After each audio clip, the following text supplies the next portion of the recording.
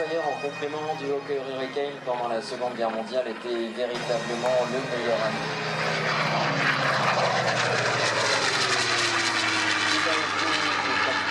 Lors de l'attaque de Pearl Harbor, il avait énormément touché par ce qui s'était passé en Europe et l'invasion de la Pologne.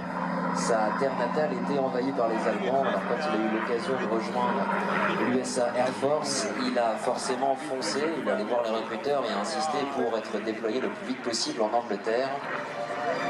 Malgré ces quelques difficultés en école d'aviation, il a eu notamment des conseils d'instruction pour des manquements à des règles assez basiques pour ce qui est du pilotage.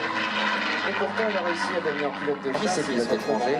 On retrouve un groupe d'expatriés polonais. Alors naturellement, notre ami Gabriel Gabrecki, quand il entend parler polonais dans ce pub, il va aller tout naturellement se rapprocher de ces personnes et pour une fois qu'il peut parler sa langue natale sans être jugé, il va en profiter.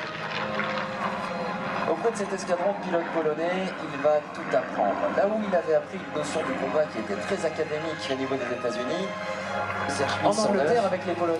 Et lorsqu'il les a engagés, lui jurera, il le jurera pourtant, qu'il ne voyait pas l'avion. Et sur la Guncam, ces caméras qui équipaient les avions pour faire des débriefings et compter les victoires.